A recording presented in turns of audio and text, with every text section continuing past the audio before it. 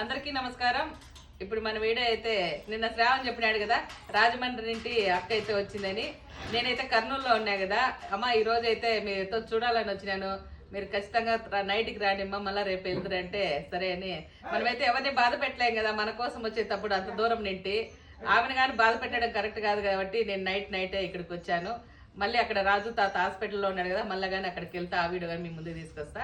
అక్క అయితే ఎంతో ప్రేమతో మా కుటుంబం అందరికీ కానీ బట్టలు తెచ్చింది.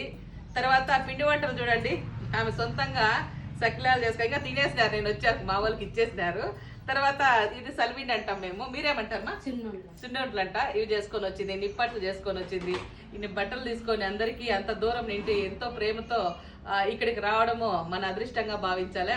అలాగే అమ్మకి ఎందుకు ఇక్కడికి రావాలనిపించింది, ఇక్కడ ఎందుకు మాకు అన్ని చేయాలనిపించిందో ఒకసారి అమ్మ మాటల్లోనే చెప్తుంది, ఇందాం. చెప్పండి మా. అందరికీ నమస్కారం అండి. అమ్మ సేవ చేస్తాం నాకు నచ్చింది. ప్రతి వీడియో చూస్తాను నేను ఎప్పటికైనా ఇక్కడికే రావాలనుకుంటున్నానండి. నా కొడుకు నన్ను చూస్తాను. బాధపడద్దు, అందరికి పిల్లలు చూస్తారు, ఏమి ఇబ్బంది లేదు. మా అమ్మాయి చూస్తానంటుంది. నాకు ఒకే కొడుకు అండి, కూతురు లేరు. తోటికోళ్ళ కూతురు చూస్తానంటుంది. అక్కడ ఉండాలో ఇక్కడ ఉండాలో నాకు తెలుస్తూ లేదు. తెలియక మరి ఏం చేస్తాడో భగవంతుడి చేతిలోనే ఉందండి. చదువు బాధపడద్దు. అమ్మ అయితే కొడుకు చూడలేదన్నారు కదా, నిజంగానే ఆమె గురించి అయితే ఒకప్పుడు ఆ బాధలోనే మన దగ్గరికి వచ్చింది ఆమె. అప్పుడు వచ్చినప్పుడు మనం ఓదార్చి అమ్మను మళ్ళీ ఇంటికి వెళ్ళి పంపించినాం, పోయింది. ఆమె తర్వాత మనతో గుర్తు వచ్చి పెళ్ళికి రాలేకపోయినాను అనేసి ప్రతి వీడియో ఎప్పుడు నాకు ఫోన్ కానీ చేస్తుంటుంది, బాగున్నారమ్మా అని.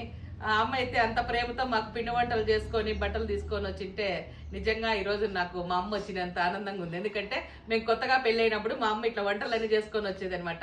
ఈరోజు నిజంగానే మా అమ్మ వచ్చినంత ఆనందంతో కర్నూలు నుండి వచ్చేసినాను. ఇప్పుడైతే మా ఫ్యామిలీకి అందరికి బట్టలు ఇచ్చేసేయండి మా, మీరు చేసింది మీ చేతి తింటే. ఓకే, థ్యాంక్ యూ మా. ఓకేనండి, ఏడ్చకూడదు నువ్వు, బాగుండాలా. బాధపడితే ఎట్లా నువ్వు? బాధపడకూడదు. బాధపడి అన్నారు, బాధపడినావు. ఇప్పుడు మేమున్నాం కదా, ధైర్యంగా ఉండాలి.